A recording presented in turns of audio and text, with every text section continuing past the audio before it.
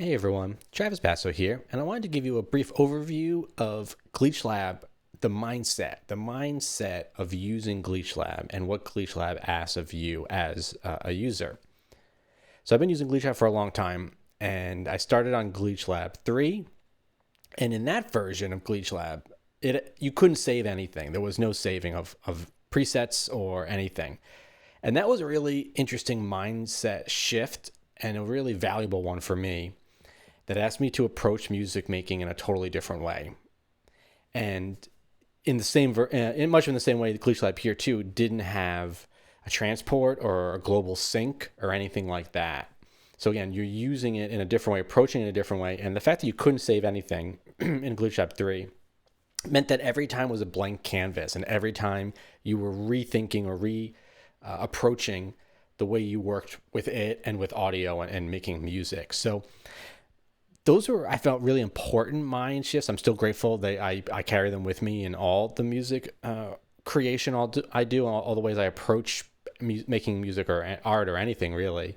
So Gleetchlab 2021, this version now, asks the same of you, although you can do some saving, and I just wanted to also cover that quickly here. What you can save, and you can save a bank of up to 10 presets, it calls it. It'll save the parameters of anything in the loopers, any of the devices, including the patch bay and matrix configurations, and the mixer. What it won't save are any VSTs you load, as well as the one on the master. It won't save anything with the time stretch or basically anything at the top up here. I don't think it saves your tempo either.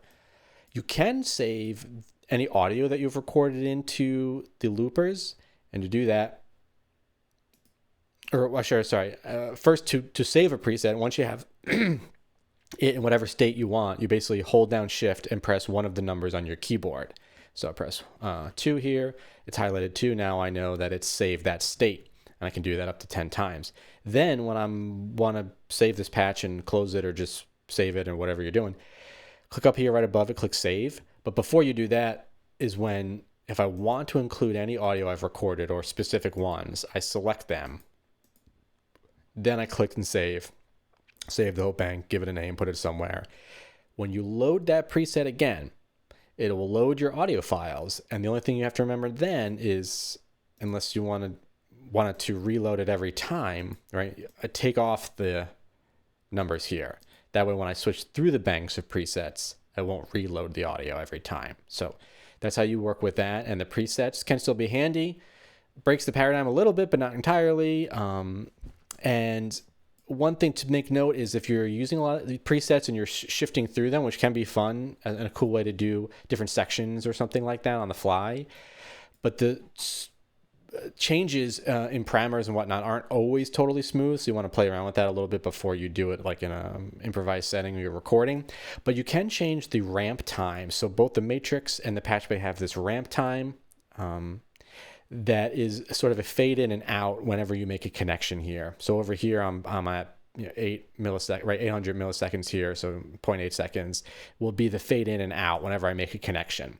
And likewise, patch bay has its own, same thing. So that can be useful too if you're switching through presets. That's about it. So again, I just wanted to kind of cover what I think the mindset for using Gleetchlab and why I love using it, and a way to just kind of shed and be, in my opinion, very creative, very free, just doing things on the fly, doing things, setting things up, and being fresh every time. And it's a lot of fun. So I'm excited to make some more videos with you, laid out some of those details there. And thanks so much for watching, and I'll see you in the next one.